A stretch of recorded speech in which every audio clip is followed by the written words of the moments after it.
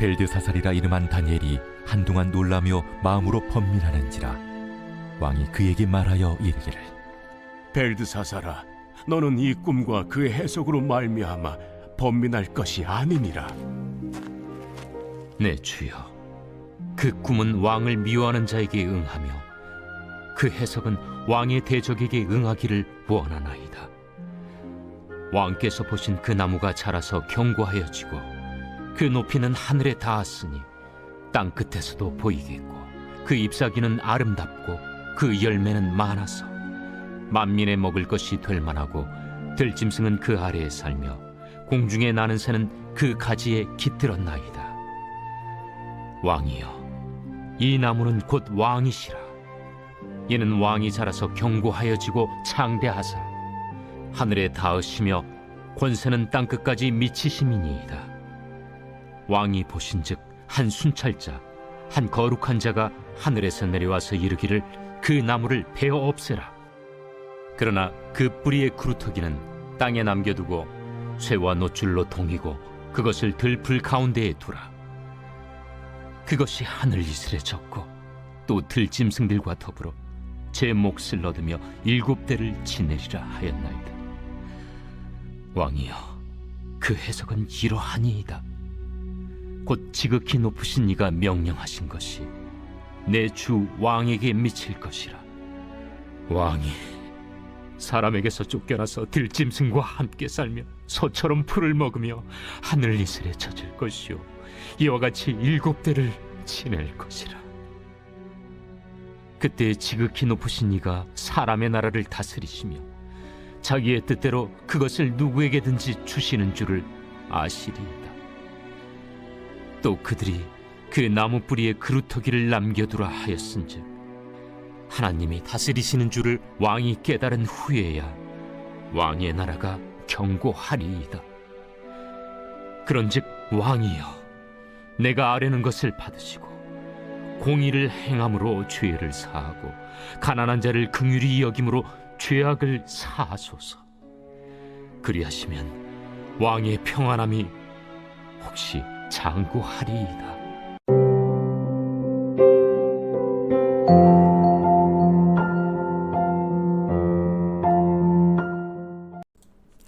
여러분 반갑습니다. 오늘도 큐티로 외우는 기막힌 하루입니다. 본 말씀 다니엘서 4장 19절부터 27절의 말씀입니다. 자, 오늘의 말씀은 느부갓네살 왕이 두 번째 꾼 꿈과 다니엘이 그 꿈을 해석해주는 장면입니다. 자, 이 두 번째 꿈과 그 해석에 의미하는 것이 무엇인지를 오늘 함께 나눠보도록 하겠습니다.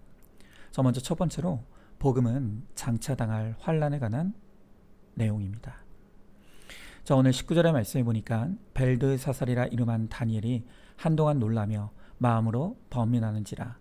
왕이 그에게 말하여 이르기를, 벨드사살아, 너는 이 꿈과 그 해석으로 말미암아 번민할 것이 아니니라. 벨드사살이 대답하여 이르되, 내 주여, 그 꿈은 왕을 미워하는 자에게 응하며 그 해석은 왕의 대적에게 응하기를 원하나이다 그랬습니다. 자, 다니엘이 느부갓네살 왕이 꾼 이 두 번째 꿈의 내용을 듣고 놀라게 됩니다. 왜냐하면 그 꿈은 장차 이 느부갓네살 왕에게 임할 환난에 관한 내용이었기 때문입니다. 자, 아무리 다니엘이라도 이 당사자 앞에서 곧 무서운 환난이 임할 것이라는 것을 말하는 것은 결코 쉬운 일이 아니었습니다. 그래서 그가 마음으로 번민하였다라고 하죠. 자, 그러나 다니엘은 반드시 이 장차 있을 환난에 대해 말해 주어야 합니다. 그것이 느부갓네살 왕이 환난을 당했을 때 죽지 않고 사는 길이기 때문입니다. 자, 여러분, 이 당시는 복음이 아직 완성되지 않은 시기입니다. 그래서 하나님께서 꿈으로 말씀해 주시지만 이제 우리 시대는 하나님께서 그분의 영감으로 기록된 성경을 통해 우리에게 말씀해 주십니다. 그래서 하나님은 오늘도 이 성경을 통해 우리가 장차 당하게 될 환난이 있을 것임을 말씀해 주고 있습니다. 인간이 100% 죄인이기에 그 죄의 결론으로 당해야 할 환난이 반드시 있다는 것입니다. 여러분, 오늘 저는요, 이 다니엘이 마음으로 번민했다는 표현이 너무너무 공감이 갑니다. 여러분, 사람들의 내면에는 누구라 할 것 없이 기복에 대한 욕망이 있습니다. 그래서 칭찬받고 싶고 위로받고 싶고 복에 관한 듣기 좋은 말을 듣고 싶어 합니다. 여러분, 그런 사람들에게 죄와 심판에 대한 말씀을 전하는 것은 얼마나 두려운 일인지 모릅니다. 그래서 실제로 역사 속에서 이 환난에 관한 복음을 전하던 선지자, 사도들, 그리고 전도자들이 돌에 맞기도 하고 또 옥에 갇히기도 했으며 또 순교의 피를 흘리기도 했던 것입니다. 여러분, 저는 과거에 기복의 복음을 전했던 주인입니다. 제가 가짜 복음을 팔았던 이유는 저도 기복의 사람이었기 때문입니다. 목사로서 사람들의 인정과 칭찬을 받고 싶고 또 많은 사람들을 끌어모아 대형 교회를 이룬 소위 성공한 목사가 되고 싶었습니다. 그래서 성경 속에 죄와 심판의 말씀이 있는 것은 알았지만 그것을 사람들이 듣고 싶어하지 않는다는 것을 알았기 때문에 늘 설교를 할 때 환난에 관한 말씀은 다 걸러내고 삭제시켰습니다. 대신 늘 제가 전했던 복음은 예수님이 당신을 사랑하신다. 당신에게 복을 주기를 원하신다.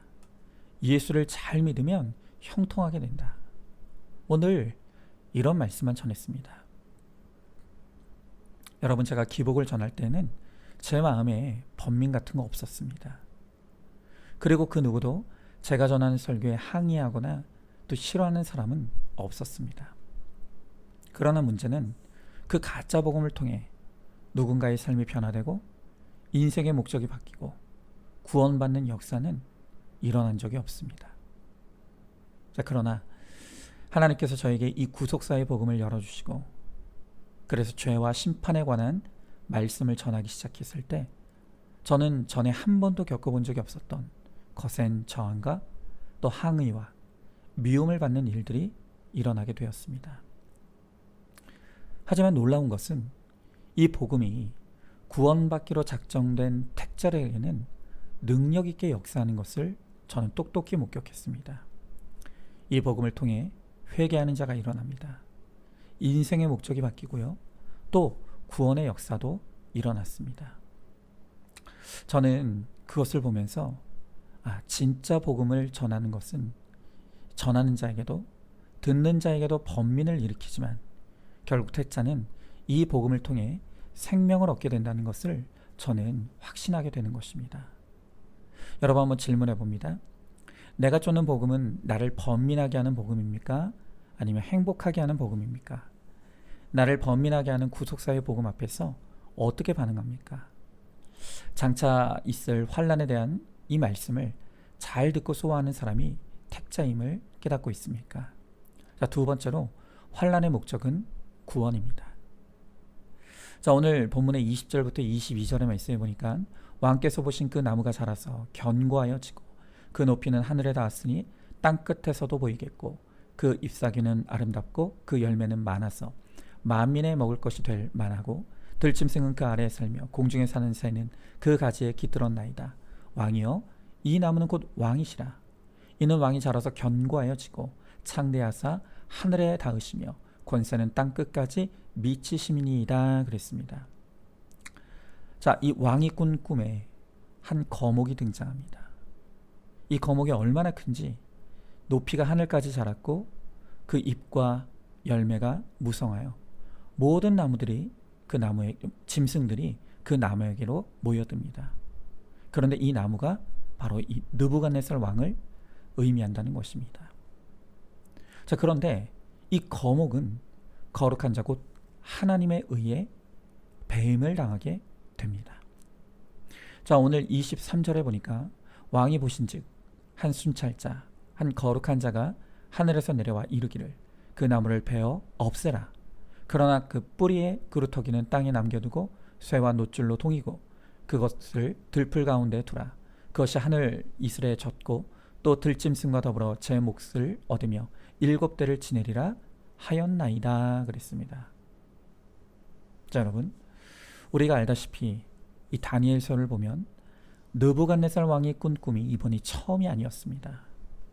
하나님은 2번이나 느부갓네살에게 꿈으로 찾아와 주셔서 그에게 환난을 통해 환난을 경고하셨습니다. 여러분, 왜 하나님께서 이렇게 2번이나 꿈으로 경고의 말씀을 주십니까? 그것은 그에게 회개할 기회를 주셔서 그를 구원하시고자 하는 것입니다. 여러분, 이렇게 이 느부갓네살을 보면 하나님께서 한 사람의 구원을 위해 얼마나 충분한 기회를 주시는지를 우리는 알 수가 있습니다. 그러므로 누구도 심판대 앞에 섰을 때 나는 억울하다고 항변할 수 있는 사람은 아무도 없는 것입니다. 여러분, 하나님께서 왜 이 느부갓네살에게 미리 환난을 경고하십니까? 이 환난을 경고하시는 목적은 바로 예방주사입니다. 환난이 왔을 때 미리 말씀으로 환난의 이유와 목적을 들은 사람은 환난이 왔을 때 힘들어도 아파도 견딜 수가 있습니다. 그리고 결국 그 환난을 통해 구원을 얻고 거룩을 이루게 됩니다. 그러나 해석해주는 말씀이 없는 사람은 환난이 왔을 때 이유도 목적도 깨닫지 못하기에 고난이 고생만 되다가 결국 심판과 멸망을 당하게 되는 것입니다. 자, 여러분, 제가 과거에 이 기복의 복음을 전하던 그런 목사였다고 말씀드렸습니다. 그런데 제가 기복을 전한 저의 죄의 결론으로 환난이 찾아왔을 때 저는 저의 고난이 해석이 되지 않아 정말 죽을 것 같은 고통을 당해야 했습니다. 제가 전했던 기복의 복음으로는 도저히 제가 만난 이 고난을 해석할 길도 방법도 없었습니다. 그래서 저는 하나님을 향해 왜 나에게 이런 고난을 주시느냐고, 내가 뭘 그렇게 잘못했느냐고 부르짖었지만 저는 기복의 사람이었기 때문에 도무지 고난의 이유도 목적도 알 수가 없었습니다. 그래서 저는 해석하기를 이 고난이 하나님이 나를 버렸고 나를 사랑하시지 않아서 당하는 그런 고난이라고 잘못 해석했습니다. 그래서 목회도 그만두려고 했습니다. 살고 싶지도 않았습니다. 하지만 저를 여전히 사랑하시고 불쌍히 여겨주신 하나님께서 드디어 구속사의 말씀의 빛으로 저에게 찾아와 주셨습니다. 그리고 그 말씀을 통해 제가 당하는 고난이 저의 죄의 결론이라고, 그러나 이 환난을 통해 나를 회개의 길로 이끄셔서 나를 더 거룩하게 하시고자 하시는 것이 이 환난을 주신 하나님의 뜻이라는 것을 저는 해석하게 되었습니다. 제가 고난의 이유가 하나님이 나를 미워하셔서가 아니라 오히려 사랑하시기 때문에 허락하신 것이라는 것을 듣게 되었을 때 그 말씀을 해석받는 것만으로도 숨이 쉬어졌습니다. 살 것 같았습니다.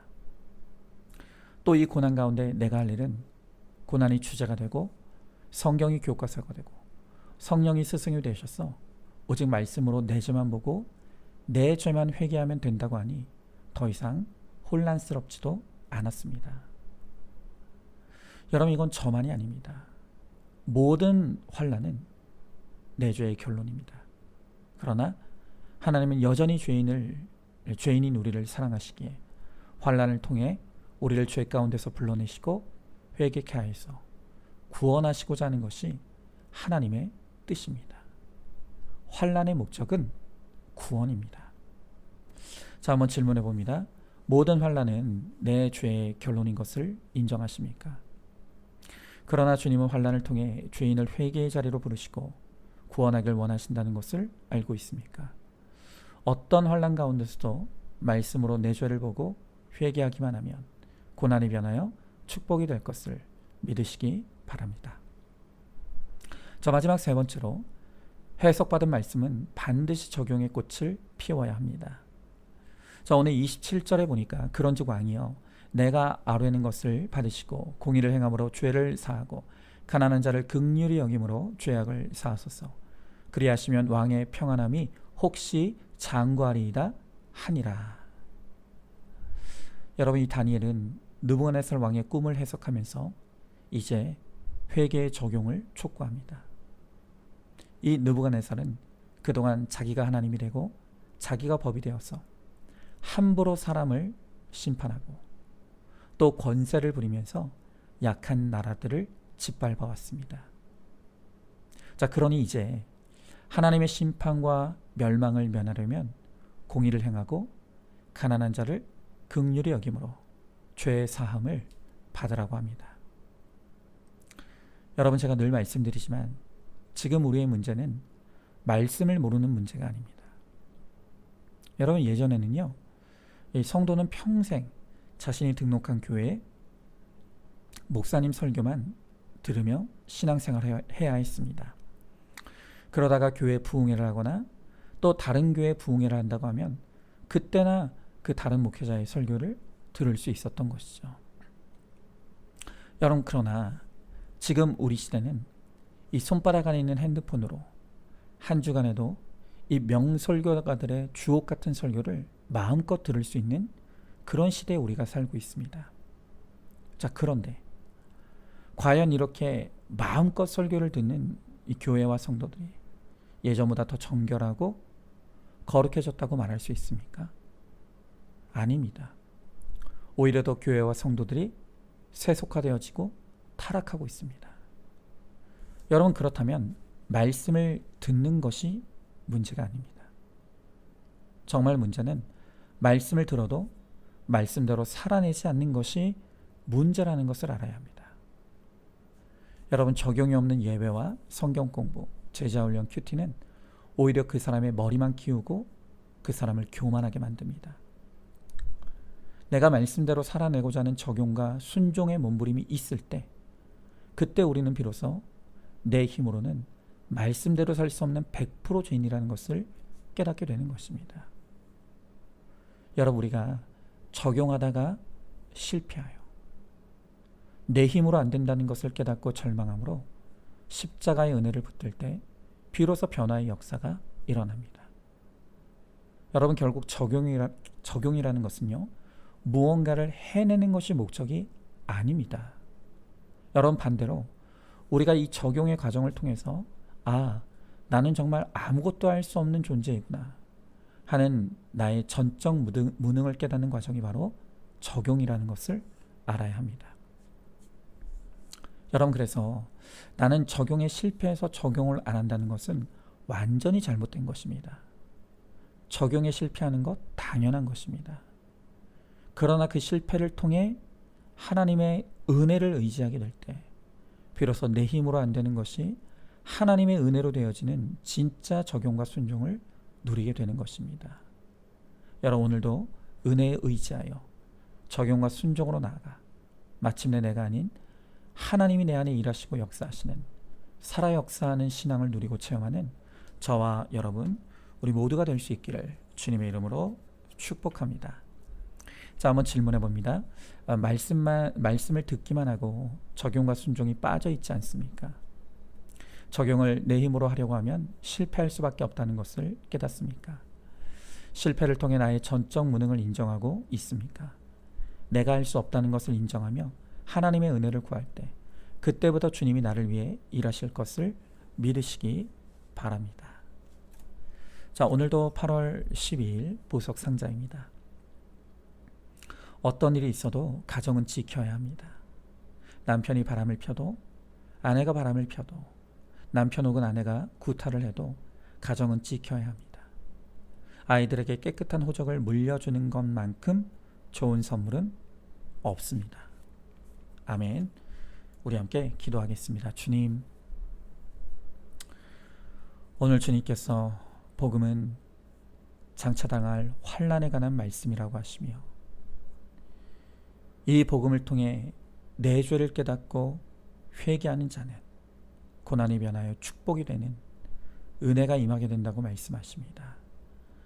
주님, 저로 하여금 과거의 기복의 가짜 복음을 팔던 인생에서 이제는 구속사의 진짜 복음을 전하는 다시 이 영광을 허락하여 주셨사오니 범민하더라도 이 복음을 외치게 하시고 이 복음을 살아내게 하시고 또 이 복음을 사람들에게 외침으로 말미암아 정말로 나도 구원받고 내 가정도 구원받고 더 많은 사람들을 구원으로 인도하는 데 쓰임받는 우리 모두가 되게 하여 주시옵소서. 믿사오며 사랑이 많으신 우리 예수님 이름 받들어 기도드리옵나이다. 아멘. 오늘도 큐티로 기막힌 하루를 살아내는 하늘가족 공동체 우리 모든 성도님 되시기를 주님의 이름으로 축복합니다.